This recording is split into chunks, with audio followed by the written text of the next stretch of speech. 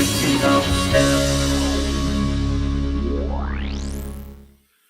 guys, how you guys doing? My name is Juan. I'm from the Roundhouse Aquarium. Thanks for having me for part of City of STEM. I'm also joined off camera by my friend Brittany.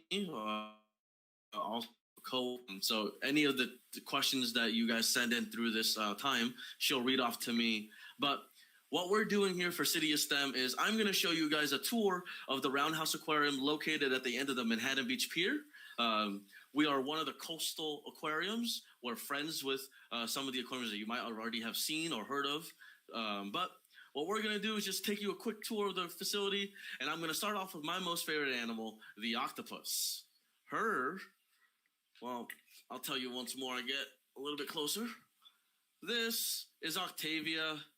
You can see her crawling around. She's one of my most favorite animals in the world, in the ocean, and in our aquarium. She's a two-spot octopus. Right now, she's about the size of a softball or maybe a overinflated tennis ball. You can see her waving her arms at you. Octopus are known for being absolutely intelligent. Each of those suction cups, the circular matters on her arms, are absolutely wonderful. They can tell her many, many things. She uses the suction cups to feel, taste, and even smell her way around the ocean. Imagine being able to taste and feel and smell all through your fingertips. That's exactly what she's doing with her arms right there.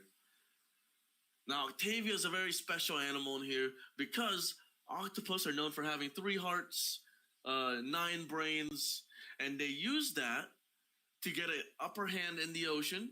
Even though they're small, they're boneless, they're invertebrates, and they're very soft-bodied. They can hold their own in the ocean, even when they're alone. I've seen sharks try to grab octopus, and octopus evade them. You can see one of her spots right there. And right next to her spot is what you call a siphon. It's the little macaroni noodle looking or shape right next to her spot to the right. That lets her control the water flow going on in her body. She takes water in, takes water out. And here she's going to demonstrate putting herself back inside of her home. In her tank here, she has an abalone shell that she likes to use as a home. And if we watch carefully, she's going to demonstrate how even this large animal that's larger than the hole, she's so soft-bodied that she can enter smaller than her size crevices. Let's give her a minute. She might be going in. She might not be going in. She might just be checking it out. But yeah, all the animals I'm going to be showing you today can be found right here in the Pacific Ocean on the coast of California. Some can even be found further up north, even some further down south. But Octavia here is what you would find her in the rocky tide pools or in the rocky reefs of our ocean. Awesome. Now, I'm not going to be spending too much time as I'm a little bit limited on time. So I'm going to be hopping from tank to tank. And the next animal I want to show you guys, or tank I want to show you guys, is a rocky reef, or not a rocky reef, but a combination of a rocky reef and an artificial reef tank. On the left, you get what you would look like a natural rocky habitat. And on the right, you have a reef made out of a storm pipe. Here you get both comparisons of how Mother Nature or the ocean creates beautiful habitats either out of natural rock formations through erosion or by taking back the sea and reusing leftover products from us humans. You can see all the different wildlife here, different fish. Oh, okay, great. Bony fish to different invertebrates like sea stars and sea urchins and sea anemones. To even some fish that are camouflaging, like our sarcastic fridgehead. Right? So I have about 218, or are you saying 218? Now, one cool thing I want to spotlight here is our sea star. This is what you call a bat star. We'll get a little bit more hands-on later when we go downstairs. But what you're looking at here is their stomach. 217. So it's So a sea stars are 3-minute transition. It's fairly small, but given that they're very small and they're always stuck to something, they're always hanging onto a rock, or in this case, a piece of glass, the side of their tank.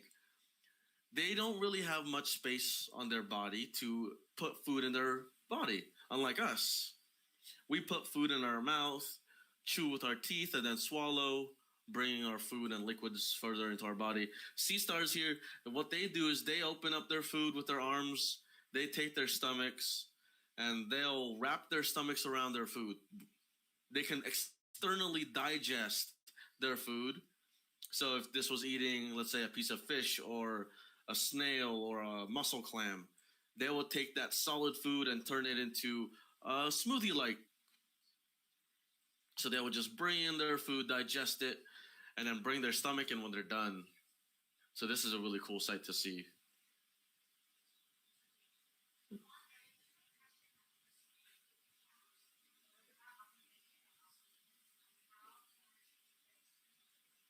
Ooh, that's a great question. Brittany just told me there was a question about Octavia, the octopus, and how she can fit in small places. So, like I said earlier, Octavia here is an invertebrate, so an animal with no bones. The only actual solid structure in her body is her beak or her mouth. So, as long as her mouth or her beak can fit into that hole of her shell or her home, she can pretty much fit and squeeze her entire body in it. So she uses her beak as a measuring tool, per se. So as long as her beak can fit in it, she can fit. It's kind of like that cat meme. If it fits, it sits. And speaking of, go ahead.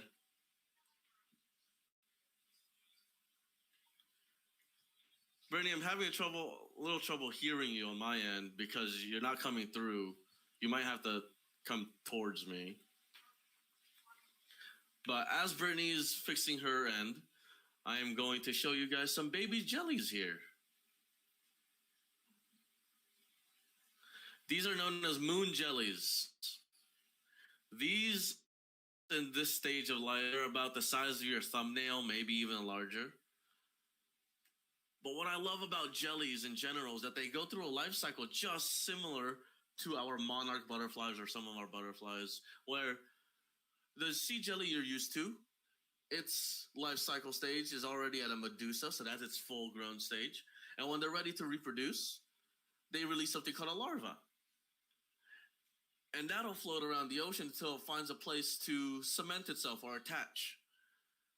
And just like a butterfly, caterpillar creating a chrysalis, sea jelly will create something called a polyp. It'll continue to grow until it's ready to be released out into the ocean again as something called an aphyra. These, what you're looking at here, are a mixture of tiny aphyras, but mostly really small medusas. Brittany, what was that question? Ooh, is the aquarium open to the public right now? The aquarium, it's a Saturday, so yes, the aquarium is open to the public, only on the weekends as for now. Monday through Friday, we are closed. On the weekends, Saturday and Sunday, we're open from 10 a.m. to 5 p.m., if I do believe so. If for any updates on that, just go ahead on our website, roundhouseaquarium.org. Follow any of our social medias on Twitter, Facebook, or even Instagram. We'll definitely post up any updates there. And just for comparison, before we head downstairs, I want to end off with our larger moon jellies. These ones are, I think the larger one up top right there, that's kind of hard to see in the light, is about the size of your hand, my hand at least. These guys are really, really neat as they're completely see-through. Moon jellies are known for their name. When light goes through them, they look just like a full moon. And yes, if you're wondering, you can definitely find moon jellies off in our water, off of our beaches. They prefer, well, not prefer, because they can't really choose, but they're mostly found in the open ocean compared to our octopus, who's usually found in rockier areas. But I'm gonna move us downstairs now, and we're gonna go check out our tide pool tank, also known as our touch tank, and then we're gonna end off at our kelp forest tank, where we have our sharks. So, as we make our way downstairs, here's our tide pool tank. If you've never been to a tide pool is pretty much a rocky habitat full of low water. Here, water is very shallow. Some of our local rocky reef or tide pools you can visit are down in San Pedro, up in Malibu. Just Google it, you can find it, and hopefully you find all these guys if you get lucky. So again, tide pools are rocky areas with low water. Sometimes you can even walk across a tide pool. You just have to watch out and be careful you're not stepping on any of our animal friends here. In a tide pool, you'll be able to find bat stars, friendly sea anemones, snails, even if you're lucky, spiky sea urchins. These are purple sea urchins. You'll find mussels galore. And you'll even find, if you look really, really hard enough, you might even find one of my most favorite animals in a tide pool, the sea cucumber. Even though it looks like a ball of mush right now, as it decides to lengthen out, sea cucumbers are actually echinoderms, or spiny, rough skin animals. The sea cucumber is related to the bat star and the sea urchin. If you know what a sand dollar is, they're also related to sand dollars. But the reason why the sea cucumber is one of my most favorite animals is because even though it's classified as a rough skin animal, it's very soft, it's very squishy, easy to handle. And they clean up the ocean, or the sand specifically, by eating the food that no one else wants to eat. They'll eat fish poop. They'll eat something called detritus. Pretty much looks like old sand. They'll eat that stuff up, and then when they go to the bathroom, they'll release some cleaner sand.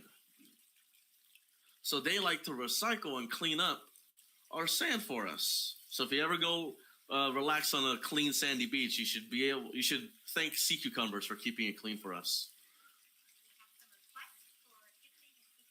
We have a request for kissing a sea cucumber. I don't know. Usually I like to take sea cucumbers out on a date first. I'm not really a kiss on the man kind of person, but for you guys, City of STEM, I'll do it for you. All right, you got to give me a countdown. 3, 2. Little bit salty. But if you're wondering why someone requested to kiss a sea cucumber, or me to kiss a sea cucumber, it's because scientists believe that sea cucumbers can give you 7 years of good luck if you give them a good kiss.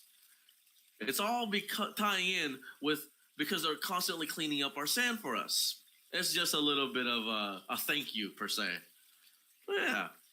Brittany, let me know if there's any other odd requests out there. But besides that, I'm going to continue on. Now, these bat stars are absolutely wonderful. We have them scattered throughout our tanks. But my most favorite thing about bat stars is that they come in lots of different colors. This one is a nice purple and white. That one's like a little faded pink. That one's like a magenta. We have some down there. My most favorite color, a bright orange. And then there's some even red and brown. I've seen some of these bat stars even have a little blue in their body. Awesome. So these are just some of the animals you can find in our local tide pools. And remember, if you find them out in the wild, if you visit an aquarium, be sure to touch these animals with 2 fingers and be very, very gentle, as most of them are soft-bodied, and you're more likely to hurt them before they hurt you. All right, I'm going to move on from here and transition to our kelp forest tank. Let me just prop you guys up on my camera stand, put you guys right there, make sure I can get nice and clear here. Now, this is the largest tank in our aquarium at the Roundhouse. This is called the Kelp Forest tank because if you watch Finding Dory, we like showcasing our seaweed or our kelp, giant Pacific kelp in here. Kelp is absolutely wonderful. We use it for many things. Many of our ice creams, your cake mixes, many of your hygiene products have seaweed in it. If you don't believe me, you can go to the back of an ice cream tub and look for something called carrageenan or carrageenan. Depends on how you, it doesn't matter how you pronounce it. But what I love about our aquarium is that not only do we have schools of fish, invertebrates, I don't know where Lucy is, but we even have a leopard shark. Speaking of which, right here. We even have eels in here. No, not electric eels, but moray eels. They're known for hiding out in the rocky caves of the ocean. They're even covered in boogers or mucus. Now, all these animals are absolutely wonderful. But my most favorite thing, and we'll get back to it in a minute, in the ocean is how it's keeping us alive. I don't know if you love sharks. I don't know if you love eels or even the California state fish, the Garibaldi. It doesn't matter what you love in the ocean. You have to know this, that the ocean is keeping you alive. Don't believe me? Take a deep breath in. Out. Do it again. Out. We, as living animals on Earth, on land, breathe in something called oxygen through our nose, through our mouth, into our lungs. The oxygen helps keep us alive. You might be wondering, where do we get oxygen from? We get it from plants like trees. If you have a rose bush garden or any type of garden in your front or backyard, the plants in your garden are giving us oxygen too. Even the grassy fields at the park are giving us oxygen. But the ocean is also giving us oxygen. From the very seaweed that Dory got lost in, if you go to the beach, maybe the seaweed has come up and snuck up on you and wrapped around your ankle when you least expect it. Besides being scary, it's not. This seaweed is keeping us alive because it's a plant. It's providing us oxygen through photosynthesis. And you know how we have to do it here at the Roundhouse. We have to get a little bit complicated, get a little bit weird here. I have something cool to show you guys. Oxygen is made fairly similarly in the ocean, just like on land. These plants are living beings as well. They need other substance to grow. So to show that off, I'm going to create something called a poop to plankton line system here. It's going to require a couple jars. It's going to require a jar of krill. It's going to require a jar of phytoplankton, a jar of whale poop, a jar of seaweed or kelp, and a jar of air. Let me just catch a little bit more of that. Here's how the ocean is keeping us alive. Every single day, we need to breathe, drink water, and eat some food. The ocean is providing us oxygen, simply to put it this way. In our water, we have tiny microscopic little plants that are getting eaten or ate by krill, tiny little shrimp. The little shrimp get eaten by a whale or ate by a whale. And after every animal eats, they have to go to the bathroom. Whale poop. The poop, not just from whales, from sharks, from fish, from sea lions, dolphins, you name it, if it's pooping in the ocean, it's helping out. The poop doesn't just sit there or disappear. It turns into something called fertilizer or manure, similar to what we use on land. But the whale poop fertilizes the ocean plants, like seaweed, helps them to go through photosynthesis, and then they create oxygen for us. So I like to say, without the whale poop, we would have no ocean plants, and we would have no oxygen. Which leads me to my last point. Here at the Roundhouse, not only do we love talking about the ocean and the animals and showing them off, we love making sure that you feel empowered or have the power to do something about your surroundings or your life, making proper life choices. The ocean needs your help every single day. Hopefully you can see what I'm looking at here. This is a jar of pollution. Notice how there's pollution at the very top, in the middle, and at the very bottom.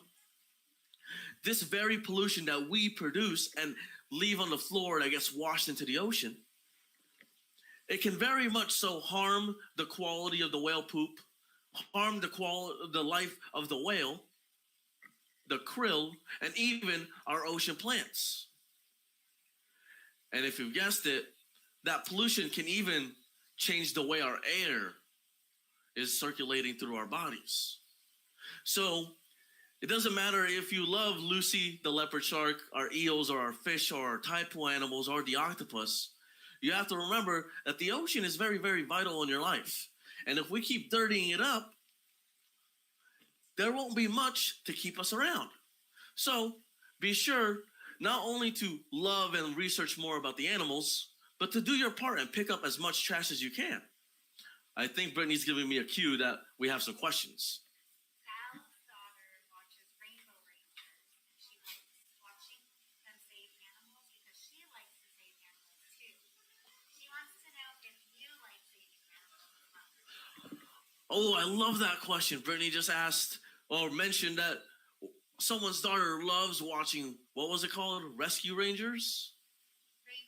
Rainbow Rangers, a show all about rescuing animals.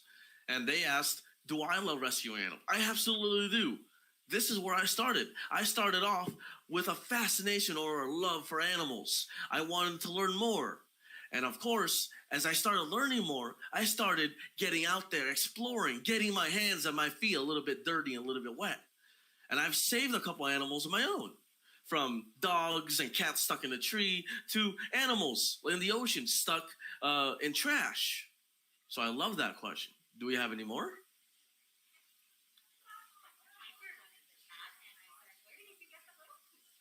Where do we get the whale poop from? I was hoping you wouldn't ask, because it's actually a great story. So again, here's our whale poop. Before I even answer that question, where do we get the whale poop from? It came from the world's largest animal. I'll give you a couple seconds to guess what it is. If you guess the blue whale, you're right. This is a jar of blue whale poop.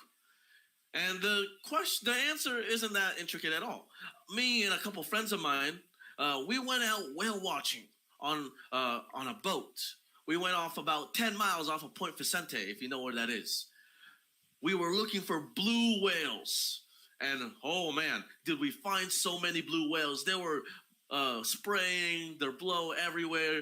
They were traveling. They were swimming around us. We were following them for a good while.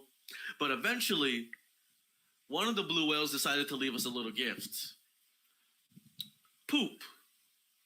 So, simply put, we got excited. That's what scientists do. Some people would say, ew, no way. But scientists, we got super excited about this. So we decided to collect it with our bare hands. I had to throw away my clothes after that. But the reason why we collected is, one, to show you what's helping grow or what's helping our ocean grow plants. And two, if you give this to the right scientists, they can use the poop to figure out gender, if that whale is a boy or girl, what that animal's been eating, krill, and three, where that animal's been swimming or living by looking at its poop. You can even find even more, like health history and whatnot. But that's all from just poop. Isn't that pretty cool? How many sharks are there in the tank? Ooh, we got a question. How many sharks are in this tank? I don't think there's too many. Now, here's the thing. Not all sharks are going to be 20, 40-foot long sharks. Some sharks can fit in the palm of your hand. Some sharks here, like Lucy, right over that way, she gets to be about 5 feet long. So she's about the largest shark that we have in here. So that's one. We also have about, I want to say 1, 2, 3, maybe 3 to 4 more sharks called horn sharks and swell sharks. They're nocturnal, so you won't see them swimming around right now in the daytime. In the nighttime, when we close all the shutters and close all the lights, that's when they like to swim around because it's nighttime. But yeah, we also have shark eggs upstairs and even smaller sharks hiding around the aquarium. But besides living sharks, we also have shark's jaws. This is from a bull shark. Don't worry about the painted color. That's just to help show the teeth a little bit more. Now, I want you guys to notice all the extra teeth that they have. Oh, there it is. Trying to work with the camera here. Sharks have extra rows of teeth to help them with growing back more teeth because they lose it almost every single time they eat or even when they're just swimming. Here's another shark's jaw, a lot smaller. This one is from a spinner shark. Really cool. Yeah. This is from Val's daughter. She wants to know if there are more girl or boy whales in the ocean, and I'll get you. Got you. Ooh, so someone asked, are there more girl or boy whales in the ocean? I'm going to be honest. I don't know. Girl and boy whales are pretty hard to tell when you're on a boat or on land. But what's really, really cool is that whales can be identified. After a little bit of time and a camera and a couple hundred photos, if you get the right photo of a whale's, it's the part that goes and all the way down. If you get the right photo of that fluke, the back end of their tail, scientists can use that to identify whales. Ooh, thank you. Now, those photo IDs or photo identification, after a while, tracking those whales, you can learn, or scientists can learn, exactly which whale is popping up around them all the time. We could even send those photo IDs to other scientists so they can see who's been swimming in their water. Really, really cool. Now, I was just handed this particular part of a whale that looks a lot like a tree's bark. This is called baleen. It has bristles at the very end of it and plates. Now, this helps baleen whales. There's two types of whales out there, toothed whales and baleen whales. This helps baleen whales filter out their food. Because they're marine mammals, they're not able to consume or drink salty ocean water. It'll make them sick just like you. So baleen whales, they open up their mouth really, really big. And they take in a lot of food and a lot of water. But again, they're marine mammals, so they can't drink any of that water. What they do with their baleen is they smile big. And then with their tongue, they push the water out through their baleen. Their bristles let the water through, and the rest of their baleen will trap in their food, the krill. And they're able to swallow all that food without harming themselves with the salt water. I love that. So some of them gave their favorite animals. Uh-huh. We have a couple of minutes, but blue whale, sea snake, and sea turtle. Oh, I was just told that some of you guys were talking about your favorite animals in the chat. I heard a blue whale, a sea snake, and a sea turtle. Now, we have none of those animals here because the Roundhouse is a very, very small facility at the end of the Manhattan Beach Pier. But what's really, really cool is that sometimes if you look right off the pier, you can see some whales off in the distance if the timing is just right and the water is calm enough. Sadly, we don't have any sea snakes or sea turtles in this aquarium because one, space, there's not enough room here for them to be happy. And two, sea snakes and sea turtles prefer warmer water.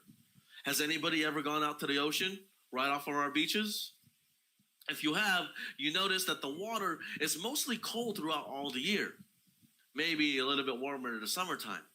But the water is way too cold for those reptiles, those marine reptiles, to stay warm in the water. If they come into colder water than they're used to, they might get sick, and we don't want that. Okay, so last question. Uh-huh. I'm going to put two in one. What species of fish are in the tank, and have any of the sharks in the tank eaten any other fish? Ooh, that's a great question. How many species of fish are in this tank or animals are in this tank, and have any of the sharks eaten the other fish? So let me show you guys here real quickly. So species of fish, I'm going to be honest, even though I work with these animals a lot, I don't know every single one of these species. There's just so many to take note of. But for sure, those school of fish swimming right up there are called mackerel. There's a combination of the larger mackerel are called Pacific mackerel. The smaller ones hanging out the bottom at the end are called Spanish mackerel. We have some fish in the back swimming from half moons to blacksmith. We even have some scorpion fish sitting at the very bottom. The bright orange fish down there, again, is the Garibaldi, the California state fish. I don't know the name of that one. I always forget. It might be a sargo. This one, though, this is Lucy. This is our leopard shark. And then over there, that little green animal right there, that is our moray eel. I want to say his name is Maury, but he's an eel. And then Maury is actually one of the oldest animals in this tank, or in this aquarium. He's over 35 years old, a lot older than me. And then hanging out over there, just taking a nap, is our friend Sheldon. He's what you call a sheephead. And sheephead are actually really cool animals to note, because they're all born female. But Sheldon here is a male. Sheldon is what males look like. They have a big round hump to their head. They have black, a pinkish whitish mid-body, and then a black tail and a white jaw. And in one of our other tanks, I don't know where they are, but we have a female that looks a lot different. Really, really cool fish. Anything else hiding in here? We also have some of those nocturnal sharks, but they're probably hiding away in the rocks or in the caves. Really great question. And to follow up with that, have any of the sharks eaten any other fish? I'm going to assume yes. That's just what happens in the ocean. Animals have to eat. And sometimes, if you leave a couple in a tank, they might eat one another. If you ever go scuba diving or swimming off the coast of California or anywhere in the ocean, you might be lucky enough to see some of the animals naturally hunting, and that's perfectly fine to see. Let me post you guys back up on my post. Awesome. Any more questions? Last thing, what do they eat? Maybe the answer, what do you eat? Oh, nice. So someone asked, what do we feed the animals in our aquarium? So we usually feed them a combination of sardines, anchovies, and squid. We'll always feed them in the entire full. Sometimes we'll cut them up, because if you notice, some of these animals are very small. So we'll feed them smaller portions of their food. And then for the other animals that don't eat squid or fish, we'll feed them shrimp from mysis shrimp, which are really, really tiny, and then even brine shrimp, which are even tinier shrimp. We'll feed them that. And then for some of our vegetarians, we'll feed them seaweed or kelp or even seagrass. Really, really good question. Gotcha. Awesome. I guess we might have more time for some more questions. One of the other questions I heard were octopus. Do they have blue blood? The answer to that is yes. Octopus definitely have blue blood. That's because if you look at their blood, or if you look at the contents of their blood has more copper in their blood. We have more iron, hence why our blood is more red. Gotcha. So I want to thank you guys for joining us, or even having us over for City of STEM. Thank you guys for watching and asking some questions along the way. I hope you guys loved what we showed you today, and I'm sorry we didn't go too full into depth and everything. If you want us to come check it out, look at our social media, look for updates on our opening status, and also follow us anyways, because we have some fun facts and some events running throughout the year. My name is Juan. I was joined by Brittany, and thank you guys for having us. Hey, everybody. Thank you, Roundhouse Aquarium, for that fantastic live tour of your facility. The Roundhouse Aquarium is another gem of the greater LA area. They are located at the end of the Manhattan Beach Pier, so go check them out whenever you're around. It's a beautiful place, actually. Um,